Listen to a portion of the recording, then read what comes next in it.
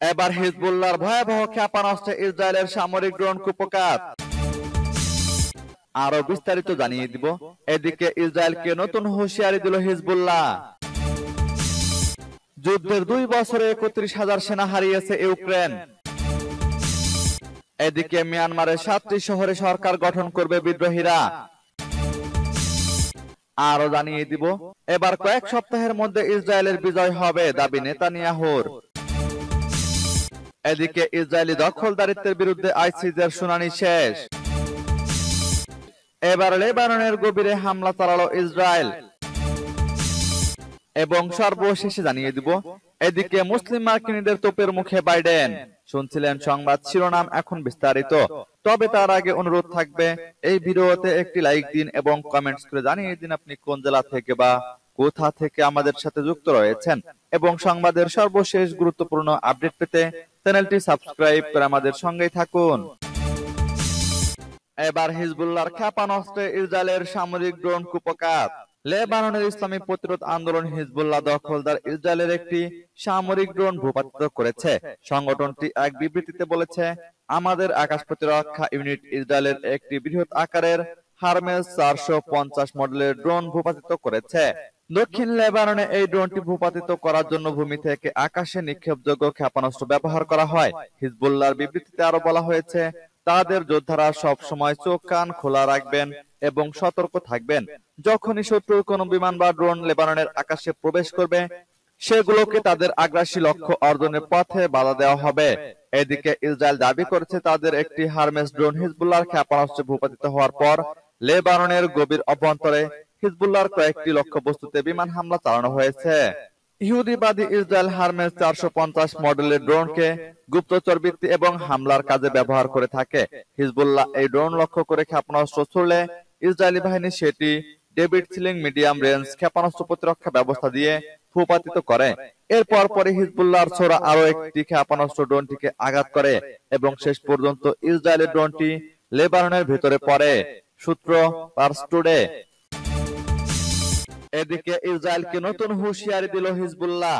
Hezbollah নির্বাহী কাউন্সিলের vice president Sheikh Ali দামোস হুঙ্কার দিয়ে বলেছেন, তেল আবিব যদি মনে করে তারা লেবাননে পূর্ণমাত্রার আগ্রাসন শুরু করবে, তবে তাদের জেনে রাখা জরুরি যে হিজবুল্লাহ যোদ্ধারা এখন প্রস্তুতির চূড়ান্ত পর্যায়ে রয়েছে। তিনি বলেছেন, তাদের সব কৌশলগত কেন্দ্র আমাদের ক্ষেপণাস্ত্র ও চালকবিহীন আকাশযানের সীমার মধ্যে। হিজবুল্লাহর এই শীর্ষ নেতা বলেছেন, লেবাননের প্রতিরোধ যোদ্ধারা বর্তমানে আরো শক্তিশালী। তাদের অসাধারণ ত্যাগ ও অর্জনের জন্য ধন্যবাদ। ইহুদি শত্রুরা হিজবুল্লাহর সাথে বড় সংঘাতে জড়াতে ভয় পায়, কারণ তারা হিজবুল্লাহর আসল শক্তি সম্পর্কে ভালোভাবে অবহিত আছে। শেখ আলী আরো দাবি করেছেন, যদি ইসরায়েল ভাবে তারা প্রতিরোধ যোদ্ধাদের হুমকি ধামকি দিয়ে দমাতে পারবে, তবে তারা বোকার স্বর্গে বসবাস করছে। হামলা, ধ্বংসযজ্ঞ, নারী ও শিশুদের হত্যা করে হিজবুল্লাহকে দমিয়ে রাখা যাবে না। তিনি বলেছেন, আমরা যুদ্ধক্ষেত্রের সিংহ পুরুষ। আমরা লেবানন ও ফিলিস্তিনের মানুষকে রক্ষা করার দায়িত্ব থেকে কখনো পিছু হটব না। ইসরায়েলের শত্রুদের অবশ্যই জেনে রাখা উচিত, এই আক্রমণ কখনো আমাদের নীতিতে পরিবর্তন আনতে পারবে না। এবার যুদ্ধের 2 বছরে 31,000 সেনা হারিয়েছে ইউক্রেন। রাশিয়া ইউক্রেন যুদ্ধের 2 বছর পার হলেও বেসামরিক ও সেনা সদস্য মিলিয়ে এতে হতাহতের সঠিক পরিসংখ্যান এখনো অজানা। তবে রাশিয়া পূর্ণমাত্রার অভিযান শুরুর পর থেকে এই সময়ের মধ্যে 31,000 ইউক্রেনীয় সেনা নিহত হয়েছেন বলে জানিয়েছেন দেশটির প্রেসিডেন্ট ভলোদিমির জেলেনস্কি। কিয়েভে এক সংবাদ সম্মেলনে এই তথ্য জানিয়েছেন জেলেনস্কি। তবে রুশ বাহিনীকে নতুন করে পরিকল্পনায় সহায়তা করতে পারে উল্লেখ করে যুদ্ধে আহতদের সংখ্যা প্রকাশ করেননি তিনি। খবর রয়টার্সের। জেলেনস্কি বলেন, 3 লাখ কিংবা 1.5 লাখ নয়, এই যুদ্ধে ইউক্রেনের 31,000 সৈন্য নিহত হয়েছেন। রুশ প্রেসিডেন্ট পুতিন মিথ্যা বলেছেন, তবে 31,000 সেনার মৃত্যু আমাদের জন্য বড় ক্ষতি। 2022 সালের শেষের পর থেকে আর নিজেদের সামরিক ক্ষয়ক্ষতির সংখ্যা প্রকাশ করেনি ইউক্রেন। সবশেষ দেশটির প্রেসিডেন্টের সহযোগী মিখাইলো পেটোলিয়াক জানিয়েছিলেন যে 24শে ফেব্রুয়ারির আক্রমণের পর 13,000 ইউক্রেনীয় সৈন্য নিহত হয়েছেন। রয়টার্স বলছে, রুশ সেনাদের প্রতিহত করতে ব্যর্থ প্রমাণিত হওয়ার পর নিজ বাহিনীকে পুনরুজ্জীবিত করতে বেসামরিক লোকদের সেনাবাহিনীতে যুক্ত করা একটি দেশের জন্য যুদ্ধক্ষেত্রে হতাহতের সংখ্যা প্রকাশ করা অত্যন্ত সংবেদনশীল বিষয়। গত আগস্টে মার্কিন কর্মকর্তাদের উদ্ধৃতি দিয়ে নিউ ইয়র্ক টাইমসের এক প্রতিবেদনে বলা হয়, ইউক্রেনে নিহতের সংখ্যা 70,000-এর কাছাকাছি। একই প্রতিবেদনে বলা হয়, যুদ্ধে 1,20,000 রুশ সেনা নিহত হয়েছে। এদিকে মিয়ানমারের 7টি শহরে সরকার গঠন করবে বিদ্রোহীরা। মিয়ানমারে জান্তা সরকারের সময় যে ফুরিয়ে আসছে সেই ইঙ্গিত আগেই দিয়েছেন রাজনৈতিক অনেক বিশ্লেষক। দেশটির বিদ্রোহী গোষ্ঠীগুলোর তোপের মুখে সামরিক শাসকরা এখন অনেকটাই কোণঠাসা। এরই মধ্যে এবার মিয়ানমারের উত্তর শান রাজ্যের 7টি শহরে আগামী বছরের মধ্যে সরকার গঠনের ঘোষণা দিয়েছে বিদ্রোহী গোষ্ঠী পালাওং স্টেট লিবারেশন ফ্রন্ট। মিয়ানমারের সংবাদ মাধ্যম ইরাবতী এক প্রতিবেদনে এ খবর জানিয়েছে। এতে বলা হয়, পিএসএলএফ হলো তাআং ন্যাশনাল লিবারেশন আর্মির রাজনৈতিক শাখা। 1992 সালে থাইল্যান্ড সীমান্তে গঠিত হয় এই গোষ্ঠীটি। টিএনএলএ দেশটির ব্রাদারহুড অ্যালায়েন্স সদস্য। জোটটির অন্যতম সদস্য মিয়ানমার ন্যাশনাল ডেমোক্রেটিক অ্যালায়েন্স এবং আরাকান আর্মি। গত বছরের 27 অক্টোবর থেকে উত্তর শান রাজ্য থেকে তাদের তৎপরতা শুরু করে জোটটি। তাদের হাতে এখন পর্যন্ত জান্তার 20টি শহর ও চীন সীমান্তের একটি গুরুত্বপূর্ণ বাণিজ্যিক রুটের পতন হয়েছে। ইরাবতী বলছে, নামসান, মানটং, নামকেম, কুতকাই, নামতু, মংলন এবং মংজিউয়ের নিয়ন্ত্রণ নিয়েছে টিএনএলএ।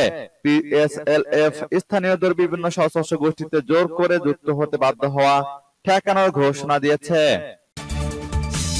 কয়েক সপ্তাহের মধ্যে ইসরায়েলের বিজয় হবে দাবি নেতানিয়াহুর। ফিলিস্তিনের স্বাধীনতাকামী গোষ্ঠী হামাসের বিরুদ্ধে চলমান যুদ্ধে আর কয়েক সপ্তাহের মধ্যেই ইসরায়েলি বাহিনী চূড়ান্ত বিজয় অর্জন করতে যাচ্ছে বলে দাবি করেছেন ইসরায়েলের প্রধানমন্ত্রী বেনিয়ামিন নেতানিয়াহু। খবর টাইমস অফ ইসরায়েলের। মার্কিন সংবাদ মাধ্যম সিবিএস কে রোববার দেওয়া এক সাক্ষাৎকারে নেতানিয়াহু বলেন, যদি হামাসের সঙ্গে জিম্মি বিনিময় চুক্তি হয় তাহলে হয়তো রাফায় অভিযান শুরু করতে খানিকটা বিলম্ব হতে পারে, কিন্তু আজ হোক কিংবা পরে অভিযান শুরু হবে। আর অভিযান শুরু হলে তা স্থায়ী হবে 1 মাসেরও কম সময় বা কয়েক সপ্তাহ। সেই বিবেচনায় আমরা বলতে পারি, গাজায় চূড়ান্ত বিজয় অর্জন থেকে মাত্র কয়েক সপ্তাহ দূরে রয়েছি আমরা।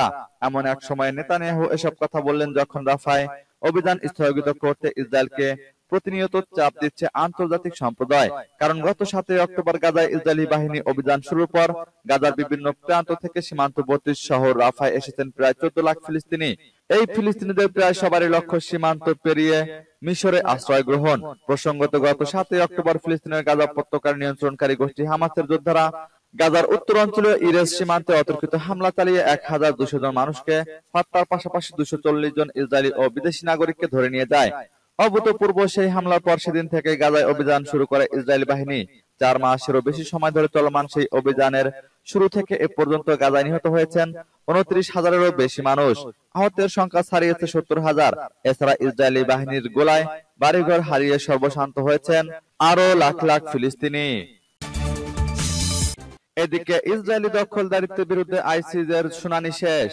গাজায় ইসরায়েলের 57 বছরের দখলদারিত্ব নিয়ে 6 দিনের শুনানি শেষ করেছে আন্তর্জাতিক আদালত। 19 ফেব্রুয়ারি নেদারল্যান্ডসের দা হেগে এ শুনানি শুরু হয়। 15 জন বিচারপতি, 51টি দেশ এবং 3টি আন্তর্জাতিক সংস্থার যুক্তি স্থাপনের মাধ্যমে অবশেষে সোমবার এ শুনানি শেষ হয়। শুনানির রায় দিতে আদালতের কয়েক মাস সময় লাগতে পারে। তবে ফিলিস্তিনি ভূখণ্ডে ইসরায়েলের কয়েক দশক ধরে দখলদারিত্বের বৈধতা নিয়ে যুক্তির চূড়ান্ত দিনের শুনানি ইসরায়েলের উপর চাপ বাড়িয়েছে। বিশিষ্ট আইনজীবীদের একটি দল সহ প্রতিনিধিরা বলেছেন, ইসরায়েল ফিলিস্তিনিদের অধিকারের অপব্যবহার করেছে। শুনানির শেষ দিনে তুরস্ক, স্পেন, আফ্রিকান ইউনিয়ন এবং অর্গানাইজেশন অব ইসলামিক কোঅপারেশনের প্রতিনিধিরা ইসরায়েলের বিরুদ্ধে যুক্তি উপস্থাপন করেছেন। শুনানির দ্বিতীয় দিন আদালতটিতে ফিলিস্তিনের পক্ষে যুক্তি তুলে ধরেছিল বাংলাদেশও। এবার লেবাননের গভীরে হামলা চালালো ইসরায়েল। টানা 4.5 মাসের বেশি সময় ধরে ফিলিস্তিনের গাজা উপত্যকায় নির্বিচারে আগ্রাসন চালাচ্ছে ইহুদিবাদী ইসরায়েল। এর জেরে লেবানন সীমান্তে উত্তেজনা দেখা দেয়। লেবাননের ইরান সমর্থিত শক্তিশালী সশস্ত্র গোষ্ঠী হিজবুল্লাহ উত্তর ইসরায়েলের বিভিন্ন লক্ষ্যবস্তুতে হামলা চালিয়ে আসছে। সর্বশেষ হিজবুল্লাহর হামলায় ইসরায়েলের সামরিক ড্রোন ভূপাতিত হয়েছে। আর এরপরই লেবাননের গভীরে হামলা চালিয়েছে ইসরায়েলি বাহিনী। সংঘাত শুরু হওয়ার পর থেকে এবারই প্রথম লেবাননের ভূখণ্ডে এত গভীরে হামলা চালালো ইহুদিবাদী দেশটি। গণমাধ্যমের প্রতিবেদন থেকে জানা গেছে, ইসরায়েলি যুদ্ধবিমান সোমবার লেবাননের বেকা উপত্যকায় হামলা চালিয়েছে। গত অক্টোবর ইরান সমর্থিত এই গোষ্ঠীর সাথে সংঘাত শুরু হওয়ার পর থেকে লেবাননের ভূখণ্ডে চালানো গভীরতম আক্রমণে কমপক্ষে 2 জন হিজবুল্লাহ সদস্য নিহত হয়েছে বলে লেবাননের বেশ কয়েকটি সূত্র জানিয়েছে। এদিকে ক্রমবর্ধমান ঝুঁকির কথা তুলে ধরে ইসরায়েল অধিকৃত গোলান মালভূমিতে ইসরায়েলি সেনা সদর দপ্তরে 60টি রকেট নিক্ষেপ করে জবাব দিয়েছে হিজবুল্লাহ। ইরান সমর্থিত এই শক্তিশালী সশস্ত্র গোষ্ঠীর আল-মানা টেলিভিশন এই তথ্য জানিয়েছে। অন্যদিকে ইসরায়েলি সেনাবাহিনীর একজন মুখপাত্র বলেছেন, লেবানন থেকে গোলান মালভূমিতে কয়েক ডজন রকেট ছোড়া হয়েছে। ইসরায়েলি সেনাবাহিনী বলেছে, ইসরায়েলি ড্রোনে হামলা চালিয়ে ভূপাতিত করার জবাবে তাদের ফাইটার জেট বেকা উপত্যকায় হিজবুল্লাহর আকাশ প্রতিরক্ষা ব্যবস্থায় হামলা চালিয়েছে। সূত্র আল জাজিরা। এবার মুসলিম মার্কিনীদের তোপের মুখে বাইডেন। এদিকে যুক্তরাষ্ট্রে আবারও মুসলিম মার্কিনীদের তোপের মুখে পড়েছেন প্রেসিডেন্ট জো বাইডেন। গাজায় ইসরায়েলি আগ্রাসন ইস্যুতে তার অবস্থান নিয়ে তীব্র অসন্তোষ হয়ে রূপ নিয়েছে বিক্ষোভে। বাইডেনকে বয়কটের দাবি উঠেছে আরব আমেরিকানদের কণ্ঠে। ক্ষোভের মাত্রা এতটাই যে আসন্ন প্রেসিডেন্ট নির্বাচনে বাইডেনের বিপরীতে শয়তান দাঁড়ালেও তাকে ভোট দেবেন বলে জানিয়েছেন অনেক মুসলিম। এক প্রতিবেদনে সংবাদ মাধ্যম মিডল ইস্ট আই এ তথ্য জানায়। প্রতিবেদনে বলা হয়, যুক্তরাষ্ট্রের মিশিগানে গাজায় যুদ্ধবন্ধের দাবিতে সোচ্চার শক্তিশালী আরব আমেরিকান কমিউনিটি। ফিলিস্তিনের পতাকা ব্যানার হাতে স্লোগানে মুখরিত মুসলিম অধ্যুষিত ডিয়ারবর্নের রাজপথ। একই সাথে আওয়াজ ওঠে প্রেসিডেন্ট জো বাইডেনের বিরুদ্ধে। যুক্তরাষ্ট্রের দোদুল্যমান অঙ্গরাজ্যগুলোর মধ্যে অন্যতম মিশিগান, যেখানে বেশিরভাগই আরব আমেরিকান। চলতি মাসের শুরুতে যেখানে প্রচারণায় গিয়েছিলেন জো বাইডেন, কৃষ্ণাঙ্গ নেতাদের সাথে সাক্ষাৎ করলেও এড়িয়ে যান মুসলিম কমিউনিটিকে। তখন বাইডেনের বিরুদ্ধে বিক্ষোভ সমাবেশ করেছিল মুসলিম মার্কিনীরা। নাখোশ মুসলিম ভোটারদের কমিউনিটি এবার আরো একাট্টা। অনেকেই স্পষ্ট জানিয়ে দিয়েছেন জো বাইডেনকে ভোট দেবেন না তারা।